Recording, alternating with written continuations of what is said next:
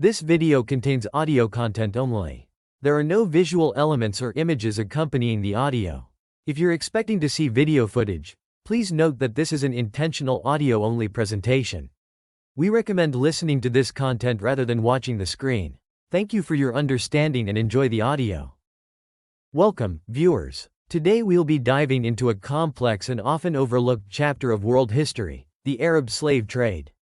While the transatlantic slave trade is widely discussed and studied, far less attention has been paid to the extensive slave trading networks that existed in the Middle East, North Africa, and across the Indian Ocean for over a millennium. This topic touches on sensitive issues of race, religion, colonialism, and human rights that continue to shape our world today. As we explore this history, we'll examine how the Arab slave trade impacted millions of lives across Africa, the Middle East, and beyond. We'll look at how it shaped societies, economies, and cultures over centuries. And we'll grapple with why this history remains so little known and discussed, even as its effects continue to reverberate. Our journey will take us from the ivory markets of Zanzibar to the harems of Ottoman palaces, from the oasis towns of the Sahara to the holy cities of Arabia. We'll meet sultans and scholars, merchants and mariners, enslaved Africans and Arab abolitionists. Along the way, we'll challenge some common assumptions about race and slavery in the Islamic world. This is a story of immense human suffering, but also of cultural exchange, religious transformation, and the complex mixing of peoples across continents and centuries. It's a difficult history to confront, but an essential one for understanding our interconnected world. So let's begin our exploration of the Arab slave trade, a trade that reshaped Africa, Arabia, and much of the known world for over 1,000 years. 1. The scope and scale of the Arab slave trade. When we think of historical slave trades, the transatlantic slave trade to the Americas often comes to mind first. But the Arab slave trade was arguably just as extensive, and lasted far longer.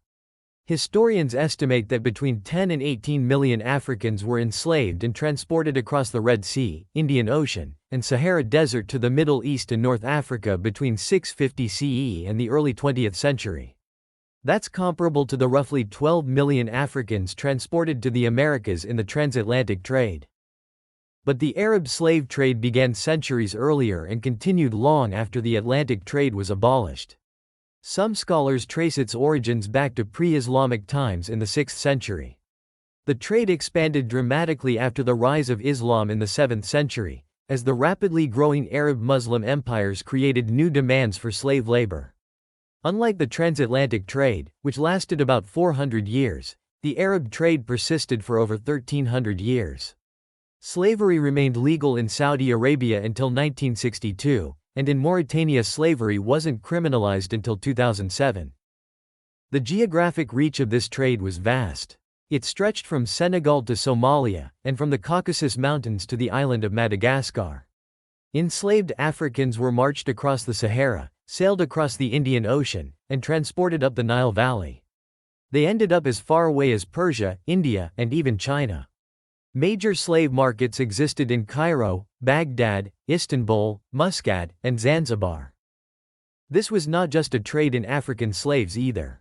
The Arabs also enslaved Europeans, especially from the Slavic regions. In fact, the English word, slave, derives from Slav.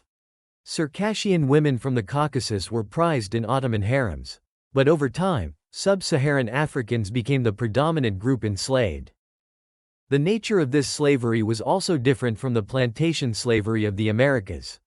Most slaves in the Arab world were domestic servants, concubines, eunuchs, soldiers, and laborers. Large-scale plantation slavery was less common, though it did exist in places like Zanzibar and southern Iraq.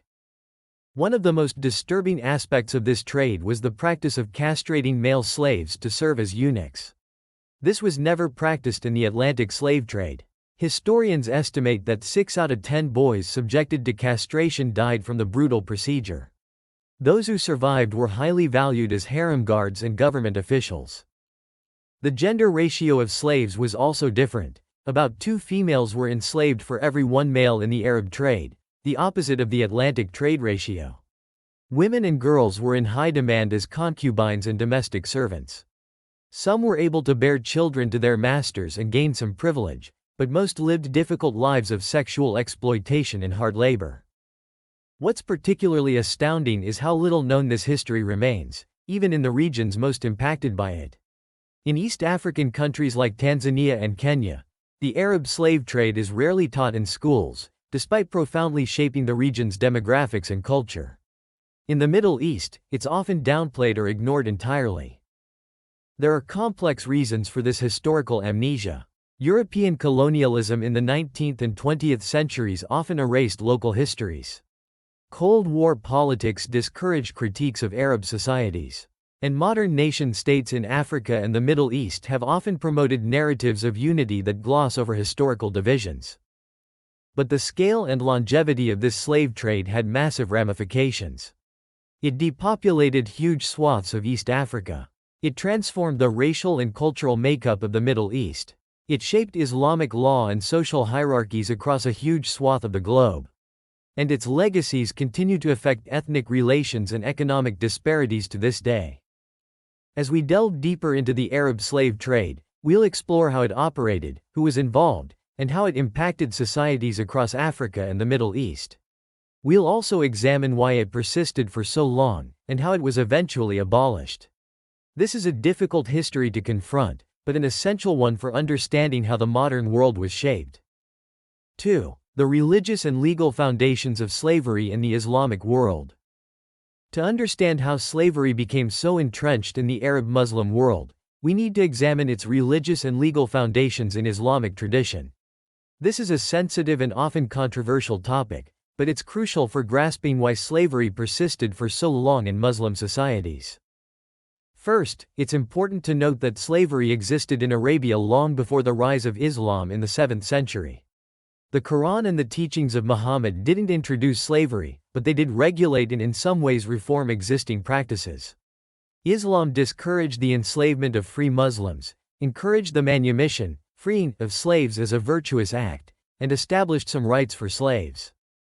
However, Islamic scripture and law also explicitly permitted slavery under certain conditions. The Quran contains numerous references to slaves and slavery, generally accepting it as a fact of life. It allowed Muslims to enslave non-Muslims captured in war, and to keep the children of slaves as slaves. The Prophet Muhammad himself owned slaves, though he was said to treat them well and encourage their manumission. As Islam spread rapidly in the 7th and 8th centuries, conquering vast territories from Spain to India, huge numbers of non-Muslims were enslaved as spoils of war. The Arab Muslim empires quickly became some of the largest slave-owning societies in history. Slaves served in homes, palaces, armies, and administration.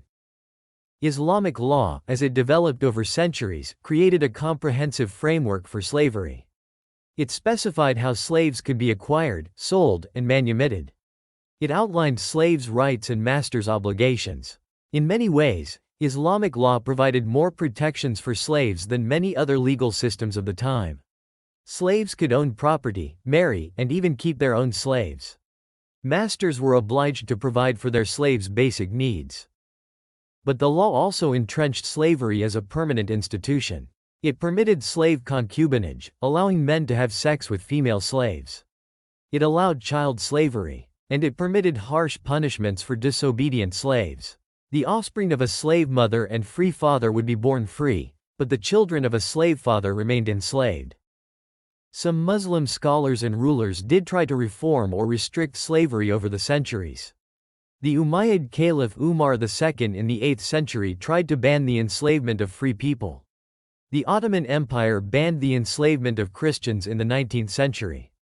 But these efforts were often limited or short-lived. One of the most influential Islamic legal opinions on slavery came from the 14th century scholar Ibn Khaldun. He argued that blacks were particularly suited to slavery because they had attributes that are quite similar to those of dumb animals. This kind of racist pseudoscience was used to justify the increasing focus on enslaving sub-Saharan Africans. It's crucial to note that many Muslims throughout history opposed slavery or sought to ameliorate its harshest aspects. The Quran's encouragement of freeing slaves as a virtuous act led many to do so. Some Sufi mystics preached against slavery. And in the 19th century, Muslim reformers began to argue that slavery was incompatible with Islamic principles of justice and equality. But for over 1,000 years, the mainstream interpretation of Islamic law permitted and regulated slavery. This religious sanction made it much harder to abolish slavery in Muslim societies than in Christian ones. When European powers began pressuring Muslim states to end the slave trade in the 19th century, many rulers and scholars resisted on religious grounds. The last country in the world to formally abolish slavery was the Islamic Republic of Mauritania in 1981. And even today, some extremist groups like ISIS have attempted to revive slavery, claiming religious justification. This shows how the religious legacy of slavery continues to resonate. It's a complex and contentious legacy that many Muslims today are grappling with. Some argue that Islam's acceptance of slavery must be understood in its historical context, and that its ethical principles point toward abolition. Others maintain that since the Quran permitted slavery, it can't be considered absolutely wrong. This religious dimension helps explain why slavery persisted for so long in the Islamic world, and why its abolition was such a fraught process. As we'll see, it took a combination of external pressure, internal reform movements, and changing economic conditions to finally bring the Arab slave trade to an end. 3. The Trans-Saharan slave trade and the scramble for Africa. While much of the Arab slave trade focused on the Indian Ocean and East Africa, another major component was the Trans-Saharan trade that connected West Africa to North Africa and the Mediterranean. This centuries-old trade route didn't just transport gold, salt, and ivory. It also saw millions of West African slaves march north across the Sahara Desert. The Trans-Saharan slave trade began as early as the 8th century and reached its peak in the 18th and 19th centuries. It's estimated that between 6 and 7 million Africans were transported north across the Sahara over the course of a millennium. This trade helped fuel the growth of powerful West African empires like Mali, Songhai, and Kanem-Bornu, as well as North African states like Morocco. The journey across the Sahara was brutal and deadly.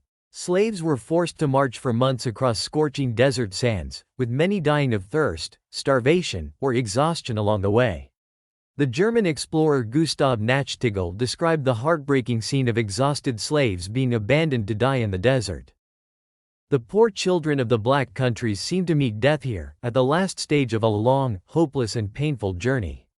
The long journey accomplished with insufficient food and scarce water, the contrast between the rich natural resources and the humid atmosphere of their homeland and the dry and anemic air of the desert, the fatigue and the privations imposed by their masters and by the circumstances in which they find themselves, all this has gradually ruined their young strengths. Those who survived the desert crossing might end up in the slave markets of Tripoli, Tunis, or Algiers. From there, many were shipped across the Mediterranean to places like Sicily, Malta, and even as far as Istanbul. Some of the slaves who ended up in Ottoman Turkey were trained as elite infantry called janissaries. Others worked as domestic servants, concubines, or laborers.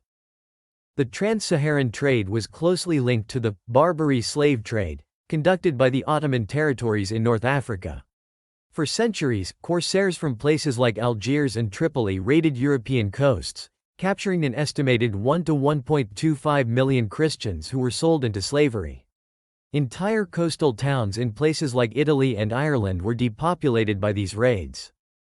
This Barbary slave trade became a major point of conflict between the new United States and the North African states in the early 19th century. The U.S. fought its first foreign war, the First Barbary War of 1801 to 1805, against the Barbary states to stop the enslavement of American sailors. It was during negotiations with Tripoli's ambassador that Thomas Jefferson and John Adams were told that enslaving Christians was sanctioned by the Quran. The Trans-Saharan trade began to decline in the mid-19th century due to several factors. European naval power made Mediterranean slave raiding more difficult. The French conquest of Algeria in 1830 disrupted traditional trade networks. And crucially, the Industrial Revolution was making slave labor less economically viable compared to wage labor. But just as this trade was waning, a new scramble for African resources was beginning. European powers, driven by a mix of economic interests, nationalist pride, and racist ideologies, began to colonize huge swaths of Africa. This scramble for Africa, in the late 19th century, radically reshaped the continent. Ironically, one of the justifications European powers used for colonization was to stop the Arab slave trade. Britain in particular positioned itself as a crusader against slavery. The famous explorer David Livingstone's accounts of the horrors of the East African slave trade galvanized British public opinion against it. But the reality was more complex. While European colonization did help end some forms of slavery, it often replaced them with other forms of exploitation. In the Congo Free State, for instance, King Leopold II of Belgium's brutal rubber-gathering operation led to the deaths of millions of Africans. The scramble for Africa also involved Arab and Swahili slave traders, who pushed further into the interior of the continent in search of ivory and slaves. Figures like the infamous Tipu Tip, a Swahili Arab ivory and slave trader, carved out huge personal empires in Central Africa. Tipu Tip even served as a governor for Belgian King Leopold for a time, showing how colonial and slave trading interests could align. This period saw some of the worst abuses of the Arab slave trade, as traders desperately tried to acquire as many slaves as possible before European colonial control was established. Entire regions were depopulated. The Nyamwezi trader Masiri created a vast and brutal slave trading state in what's now Katanga. The Swahili Arab trader Rabi az-Zubair conquered much of Chad through slave raiding. By the early 20th century, most of Africa was under European colonial control. This effectively ended the traditional Arab slave trade routes, though forms of slavery persisted in many areas.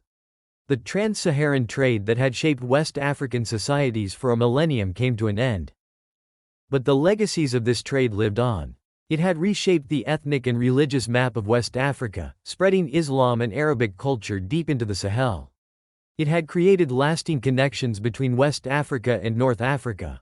And it had entrenched racial hierarchies that would persist into the colonial and post-colonial eras. The story of the Trans-Saharan slave trade reminds us that Africa's engagement with the wider world long predated European colonialism. It was part of a complex web of commercial and cultural exchanges that spanned the Sahara and the Mediterranean for over 1,000 years. Understanding this history is crucial for grasping the deep roots of many contemporary issues in West Africa and the Maghreb. 4. East Africa and the Indian Ocean slave trade. While the Trans-Saharan trade connected West Africa to the Mediterranean world, an even larger slave trade operated in East Africa and across the Indian Ocean. This trade, which lasted from ancient times until the early 20th century, shaped the demographics, cultures, and economies of a vast region stretching from Mozambique to Iraq and India. The East African slave trade predated the Arab conquests, with evidence of enslaved Africans in ancient Egypt, Greece, and Rome. But it expanded dramatically with the spread of Islam and the growth of Arab maritime trade networks in the Indian Ocean. By the 8th century, Arab and Persian traders were regularly visiting the East African coast, exchanging textiles and metals for ivory, gold, and slaves. Over time, this trade led to the development of a unique Swahili culture along the East African coast, blending African, Arab, and Persian influences. Swahili cities like Kilwa, Mombasa, and Zanzibar became major hubs in the Indian Ocean trade network. Many of these cities were built on the profits of the slave trade. The demand for slaves in the Middle East was driven by several factors. Domestic slavery was common, with wealthy households employing numerous slaves. The practice of concubinage created a constant demand for female slaves. Eunuchs were needed to guard harems and serve in palaces. And in some periods, slaves were used as soldiers and plantation workers. One of the most notorious aspects of this trade was the Zanj rebellion in 9th century Iraq. The Zanj were East African slaves forced to work on sugar plantations in the marshes of southern Iraq. In 869, they rose up against their Arab masters in one of the largest slave revolts in history. The rebellion lasted 15 years and at its height threatened the Abbasid capital of Baghdad before it was finally crushed. The East African slave trade reached its peak in the 18th and 19th centuries, driven by increased demand in the Middle East and the expansion of plantation agriculture on islands like Zanzibar and Pemba. This period saw some of the most brutal slave raiding and trading in the region's history. One of the most infamous figures of this era was Tipu Tip, whose real name was Hamid bin Muhammad bin Juma bin Rajab el-Murjebi. Born in Zanzibar around 1832 to an Arab father and an African mother, Tipu Tip became one of the wealthiest and most powerful slave traders in East Africa. He led massive slaving expeditions into the interior of the continent, venturing as far as the Congo Basin. Tipu Tip's operations were on an industrial scale. He commanded thousands of armed men and controlled vast territories. His slave and ivory caravans, stretching for miles, became legendary. One British explorer described seeing 2,000 captives in a single Tipu Tip caravan. Many of these slaves were destined for the clove plantations of Zanzibar or for export to the Middle East. The conditions for enslaved Africans in these caravans were horrific. Many died from exhaustion, disease, or starvation on the long march to the coast. Those who survived faced the terrors of the Middle Passage across the Indian Ocean. Slaves were packed into dhows, traditional sailing vessels, with little food or water. Many did not survive the journey. Once they arrived in the Middle East, the fate of enslaved Africans varied widely. Some ended up in the households of wealthy families as domestic servants or concubines. Others were put to work in the pearl diving industry in the Persian Gulf, an incredibly dangerous occupation. Some were sent to work on date plantations in Iraq or in the salt mines of the Sahara. One of the most disturbing aspects of this trade was the demand for eunuchs. Young boys were castrated to serve as harem guards or palace servants. The procedure was extremely dangerous, with a mortality rate of up to 90%. Those who survived were highly valued and could sometimes rise to positions of significant power in Middle Eastern courts. The scale of the Indian Ocean slave trade was enormous. Historian Paul E. Lovejoy estimates that between 6.2 and 7.2 million Africans were exported across the Sahara and Indian Ocean between 650 and 1900. Others put the figure even higher. The demographic impact on East Africa was devastating. Entire regions were depopulated by slave raids. The slave trade also had profound cultural impacts. It spread Islam deeper into the African interior. It led to the development of new ethnic identities, as people from diverse African cultures were lumped together as Zanj, or Habshi, in the Middle East. And it created new mixed-race communities in places like Zanzibar and the Persian Gulf. One of the most poignant legacies of this trade is the African diaspora in the Middle East. Unlike in the Americas, where enslaved Africans and their descendants maintained distinct communities and cultures, in much of the Middle East they were more fully absorbed into the broader society. This was partly due to Islamic laws that made it easier for slaves to be freed and integrated. However, this absorption wasn't always beneficial. In many Arab countries, people of African descent still face discrimination and marginalization. The Arabic word, abd, meaning slave, is still used as a derogatory term for black people in some places. The legacies of the slave trade continued to shape racial attitudes in the region. The East African slave trade began to decline in the late 19th century due to several factors. European colonial powers, particularly Britain, began to crack down on the trade. The Royal Navy's anti-slavery patrols in the Indian Ocean made the transportation of slaves more difficult and risky. Economic changes also played a role. The development of steamships made sailing dhows less competitive. The opening of the Suez Canal in 1869 changed trade patterns. And the abolition of slavery in the British Empire in 1833 and in the United States in 1865 reduced global demand for slave-produced goods. But perhaps the most significant factor was the European scramble for Africa in the late 19th century. As European powers colonized more of the African interior, they disrupted traditional slave-raiding territories. The British Protectorate over Zanzibar, established in 1890, was particularly crucial in suppressing the slave trade. However, forms of slavery persisted in many parts of East Africa and the Middle East well into the 20th century. Zanzibar only abolished slavery in 1897, and even then the process was gradual. Saudi Arabia and Yemen didn't formally abolish slavery until 1962. And in some places, like Mauritania, slavery-like practices continue to this day. The story of the East African slave trade is a reminder of the complex and often brutal history of the Indian Ocean world. It shaped societies from Mozambique to Iraq, creating connections and conflicts that continue to resonate today. Understanding this history is crucial for comprehending current issues of race, religion, and identity across this vast region. As we reflect on this history, it's important to recognize both its brutality and its complexity. The Arab slave trade wasn't simply a matter of Arabs enslaving Africans. Many Africans were complicit in the trade, and many Arabs worked to abolish it.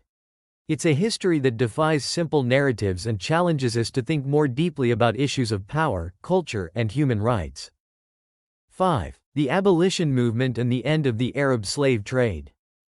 The process of abolishing the Arab slave trade was long, complex, and often violent. Unlike in the Americas, where abolition movements gained significant popular support, in the Islamic world the push to end slavery often came from external pressure and changing economic conditions rather than widespread moral opposition. The first serious challenges to the Arab slave trade came in the early 19th century. Britain, having abolished slavery in its own empire in 1833, began to pressure other nations to do the same. The British Royal Navy's anti-slavery patrols in the Atlantic were extended to the Indian Ocean, intercepting slave ships and freeing their human cargo. However, many Muslim rulers resisted these efforts, arguing that slavery was permitted by Islamic law. The Ottoman Empire, for instance, only reluctantly agreed to ban the slave trade in 1855 under British pressure, but continued to allow slavery itself. In many parts of the Middle East and North Africa, slavery remained legal well into the 20th century. One of the most dramatic confrontations over the slave trade occurred in Zanzibar. This island off the coast of East Africa had become the center of the Indian Ocean slave trade, with tens of thousands of slaves passing through its markets each year. In 1873, under British pressure, the Sultan of Zanzibar signed a treaty abolishing the slave trade. But when his successor tried to renege on this agreement in 1896, Britain launched the shortest war in recorded history. The Anglo-Zanzibar War lasted all of 38 minutes before the Sultan's forces surrendered. While external pressure was crucial, internal reform movements also played a role in ending the slave trade. In Egypt, the modernizing ruler Muhammad Ali Pasha banned the slave trade in the 1830s, though slavery itself persisted. In Tunisia, the reformist minister Khair al-Din Pasha pushed for the abolition of slavery, which was achieved in 1846. Some Muslim intellectuals began to argue that slavery was incompatible with Islamic principles of justice and equality. The Egyptian Islamic scholar Muhammad Abduh, for instance, argued in the late 19th century that the social conditions that had made slavery acceptable in the time of Muhammad no longer existed, and therefore slavery should be abolished. However, these voices were often in the minority. Many conservative religious scholars continued to defend slavery as sanctioned by the Quran and Islamic law. This religious justification made abolition much more difficult in the Islamic world than in Christian countries, where churches had played a significant role in anti-slavery movements. The abolition of the slave trade didn't always mean the immediate end of slavery itself. In many places, existing slaves remained in bondage long after the trade was banned. In Saudi Arabia, for instance, slavery wasn't formally abolished until 1962. In Mauritania, it wasn't criminalized until 2007, and even today, activists estimate that up to 20% of the population lives in slavery-like conditions. The process of abolition also had unintended consequences. In some cases, it led to increased exploitation of free labor. In Zanzibar, for instance, the abolition of slavery led to a system of contract labor on clove plantations that was often barely distinguishable from slavery. In the Persian Gulf, the pearl diving industry continued to use brutal labor practices well into the 20th century. The end of the slave trade also disrupted economies and societies that had been built around it for centuries. In Zanzibar, the abolition of slavery contributed to an economic decline that the island has never fully recovered from. In Sudan, the end of the slave trade led to conflicts between former slave-raiding tribes and their victims that continue to this day. One of the most profound legacies of abolition was the large population of former slaves and their descendants left behind in the Middle East and North Africa. Unlike in the Americas, where former slaves often formed distinct communities, in the Islamic world they were more often absorbed into the broader society. This led to the creation of African-descended populations in countries like Iraq, Saudi Arabia, and Yemen. However, the integration of these populations has often been incomplete. In many Arab countries, people of African descent continue to face discrimination and marginalization. The Arabic word, abd, meaning slave, is still used as a derogatory term for black people in some places. The legacies of the slave trade continue to shape racial attitudes across the region. The abolition of the Arab slave trade is a complex story of external pressure, internal reform, changing economic conditions, and cultural transformation. It's a reminder that ending entrenched systems of exploitation is never simple or straightforward. The process took decades, even centuries, and in some places remains incomplete. As we reflect on this history, it's important to recognize both how far we've come and how much work remains to be done. Slavery and human trafficking continue to be global problems, often hidden from view but no less brutal than the historical slave trades we've discussed. Understanding the long and difficult process of abolishing the Arab slave trade can provide valuable lessons for continuing struggles against human exploitation today. 6. Cultural legacies and contemporary implications. The Arab slave trade, spanning over a millennium, left profound and lasting impacts on the cultures, demographics, and social structures of both Africa and the Middle East. These legacies continue to shape contemporary issues in complex and often contentious ways. One of the most visible legacies is the African diaspora in the Middle East. Unlike in the Americas, where enslaved Africans often maintained distinct communities and cultures, in the Arab world they were more frequently absorbed into the broader society. This led to the emergence of African-descended populations in countries across the Middle East and North Africa. In Iraq, for instance, the descendants of Zanj slaves form a distinct community known as the Iraqis of African descent.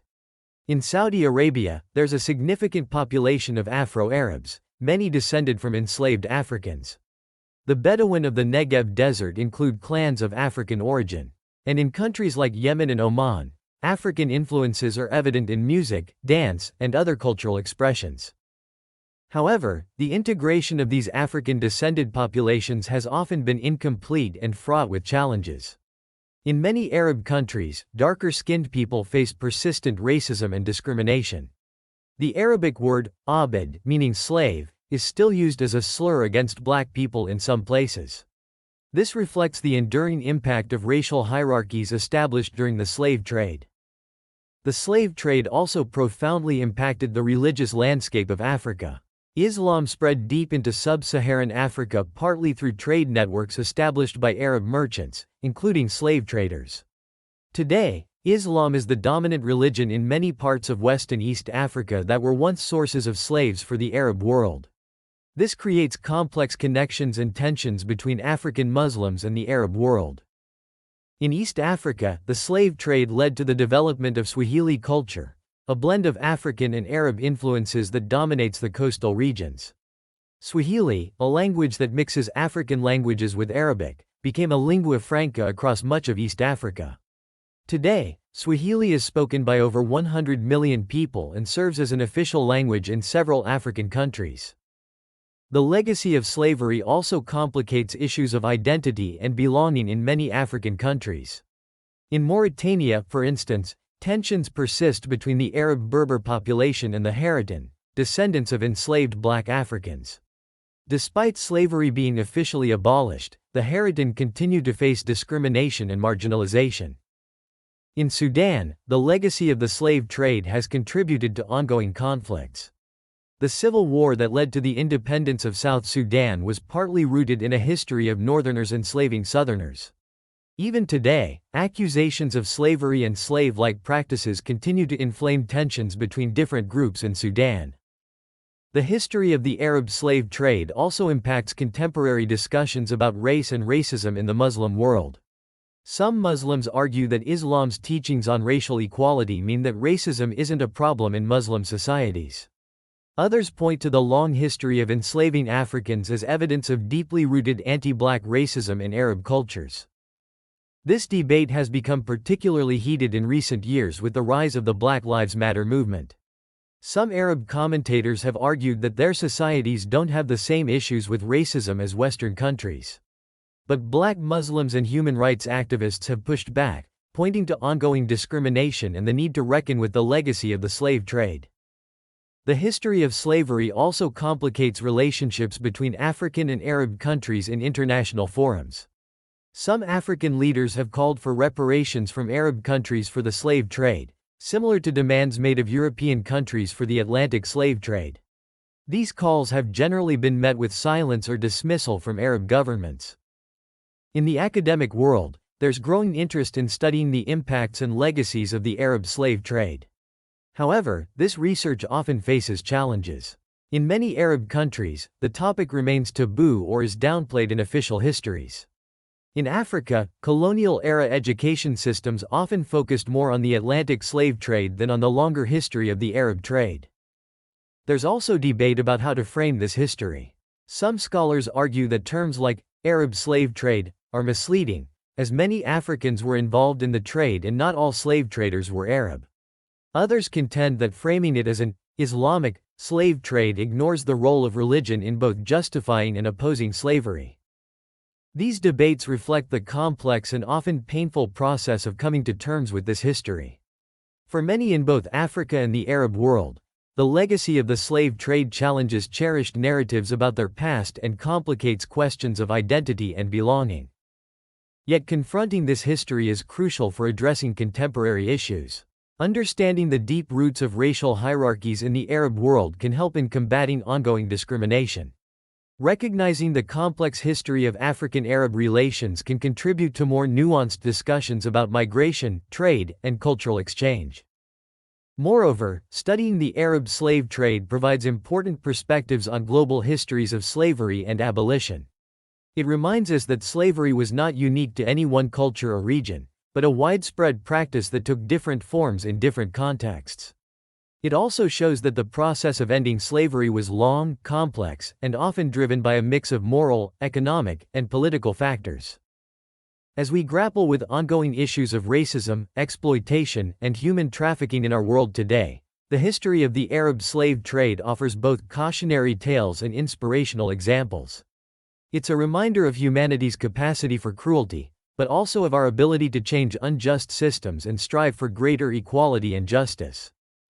This history challenges us to think critically about our past, to recognize the complex legacies that shape our present, and to work towards a future where human dignity is respected regardless of race, religion, or national origin. In doing so, we honor the millions who suffered under slavery and contribute to building a more just and equitable world. The story of the Arab slave trade is not just a chapter in history books. It's a living legacy that continues to shape lives, cultures, and societies across Africa and the Middle East. By understanding this history, we can better navigate the complexities of our interconnected world and work towards genuine reconciliation and progress. 7. Comparative perspectives. The Arab slave trade and the Atlantic slave trade. While the Arab slave trade and the Atlantic slave trade were both massive systems of human exploitation, they differed in significant ways. Comparing these two slave trades provides valuable insights into the diverse forms slavery has taken throughout history and the varied impacts it has had on different societies. One of the most striking differences is the duration of these trades. The Arab slave trade lasted for over 1,300 years, from the 7th century to the 20th century. In contrast, the Atlantic slave trade operated for about 400 years, from the 15th to the 19th century. This means that the Arab trade was not only older but persisted long after the Atlantic trade was abolished. The scale of these trades was also different. While exact numbers are difficult to determine, most historians estimate that between 10 and 18 million Africans were enslaved in the Arab trade. The Atlantic trade, despite its shorter duration, transported more people, an estimated 12 to 15 million Africans. However, when considering the longer time span of the Arab trade, the annual volume was generally lower than the Atlantic trade at its peak. Another key difference was the gender ratio of enslaved people. The Arab trade had a strong preference for female slaves, with about 2 women enslaved for every man. This was driven by the demand for domestic servants and concubines. In contrast, the Atlantic trade predominantly enslaved men for plantation labor, with a ratio of about 2 men for every woman. The uses of slave labor also differed significantly. In the Americas, enslaved Africans were primarily used for agricultural labor on plantations producing crops like sugar, cotton, and tobacco. In the Islamic world, slaves were more commonly employed as domestic servants, concubines, soldiers, and administrators. While some agricultural slavery existed, particularly in places like Zanzibar and southern Iraq, it was not as widespread as in the Americas. This difference in labor use had significant implications for the demographic impact of slavery. In the Americas, the brutal conditions of plantation slavery led to high mortality rates and negative population growth among enslaved populations in many areas. In contrast, in the Islamic world, the domestic nature of much slave labor, combined with the practice of slave concubinage, often led to the gradual absorption of enslaved populations into the broader society. The process of manumission, freeing slaves, also differed between these systems. Islamic law encouraged the freeing of slaves as a virtuous act, and provided several paths to manumission. Children born to slave mothers and free fathers were generally considered free. In the Americas, particularly in the United States, manumission was often more difficult and less common, especially in the 19th century. Another crucial difference was the role of race. While both systems developed racist ideologies to justify slavery, these took different forms. In the Americas, a rigid racial hierarchy developed, with blackness becoming synonymous with slave status. In the Islamic world, while anti-black racism certainly existed, slavery was not exclusively associated with any one race. Arabs enslaved Europeans, Persians, and Turks as well as sub-Saharan Africans. The religious dimension of these slave trades also differed. While both Christian and Islamic societies justified slavery through their religious texts, the relationship between slavery and religion played out differently. In the Atlantic world, enslaved Africans were often forcibly converted to Christianity.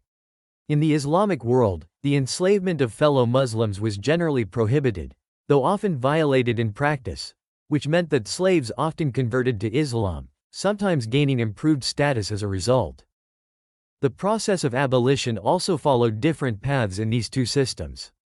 In the Atlantic world, abolition movements gained significant popular support, particularly in Britain and the northern United States, leading to the outlawing of the slave trade in the early 19th century and the abolition of slavery itself by the 1860s. In the Islamic world, abolition was often more top-down, driven by European pressure and modernizing rulers rather than popular movements. This partly explains why slavery persisted legally in some Muslim countries well into the 20th century. The legacies of these slave trades have also played out differently. In the Americas, the descendants of enslaved Africans often formed distinct and identifiable communities, with their own cultural traditions and political identities. In much of the Middle East, the descendants of enslaved Africans have been more fully absorbed into the broader society, though often still facing discrimination. The collective memory and public discourse around these slave trades also differ significantly. The Atlantic slave trade has been the subject of extensive scholarship, public commemorations, and debates about reparations, particularly in the United States. The Arab slave trade, despite its long history and massive scale, has received far less public attention and acknowledgement, both in the Arab world and globally. These differences remind us that slavery, while universally abhorrent, has taken diverse forms in different historical and cultural contexts. The comparison between the Arab and Atlantic slave trades highlights the complexity of slavery as a global historical phenomenon. It shows how factors like geography, religion, economic systems, and cultural norms shape the practice of slavery and its long-term impacts. However, it's crucial to note that these comparisons should not be used to minimize the brutality of either slave trade. Both systems involved immense human suffering, tore apart families and communities, and left lasting scars on multiple continents. The point of comparison is not to determine which was worse, but to understand the diverse ways in which slavery operated and the varied legacies it has left in different parts of the world. Understanding these similarities and differences can provide valuable insights for addressing contemporary issues of racism, economic exploitation, and human trafficking. It reminds us that the fight against human bondage has taken different forms in different contexts, and that the legacies of historical slavery continue to shape our world in complex ways. Moreover, this comparative perspective underscores the global nature of slavery as a historical phenomenon. While the Atlantic slave trade is often seen as a defining feature of Western history, the Arab slave trade reminds us that slavery was a widespread practice across many cultures and civilizations. This global perspective is crucial for understanding the interconnected histories of Africa, the Middle East, Europe, and the Americas. As we grapple with issues of historical memory, reparations, and ongoing forms of exploitation in our world today, the complex history of both the Arab and Atlantic slave trades offers important lessons. It challenges us to think critically about how societies justify oppression, how resistance and abolition movements emerge, and how the impacts of historical injustices continue to reverberate through generations. By examining both these slave trades, we can develop a more nuanced understanding of the diverse forms slavery has taken throughout history. This understanding is crucial not only for coming to terms with our past, but for addressing ongoing issues of exploitation and inequality in our present world. The legacies of both the Arab and Atlantic slave trades continue to shape our world in profound ways. By studying both, we can better understand the complex roots of many contemporary global issues, from racial inequality to economic disparities between regions.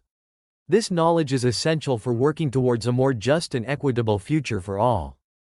As we conclude our exploration of the Arab slave trade, it's clear that this is a history that deserves far more attention and study. It's a crucial part of understanding the development of Africa, the Middle East, and indeed the entire world over the past millennium. By confronting this difficult history, we can gain valuable insights into the complexities of human societies and the ongoing struggle for justice and equality. This has been a journey through centuries of human experience, touching on themes of power, culture, religion, and identity. We've explored the brutal realities of the slave trade, but also the resilience and resistance of enslaved peoples. We've seen how slavery shaped societies across multiple continents, and how its legacies continue to resonate today. As we reflect on this history, it's crucial to remember that the past is never just the past. The stories we've explored connect directly to contemporary issues of racism, economic inequality, and human rights. By understanding the long and complex history of the Arab slave trade, we can better comprehend the world we live in today and work towards building a more just future. I hope this exploration has sparked your curiosity and encouraged you to delve deeper into this important but often overlooked aspect of world history. There's still much to learn and understand about the Arab slave trade and its impacts. I encourage you to continue exploring this topic, to question conventional narratives, and to consider how this history relates to your own life and society. Thank you for joining me on this journey through a challenging but crucial chapter of human history. Remember, understanding our past, in all its complexity, is key to shaping a better future. Keep questioning, keep learning, and keep striving for a world of greater justice and equality for all.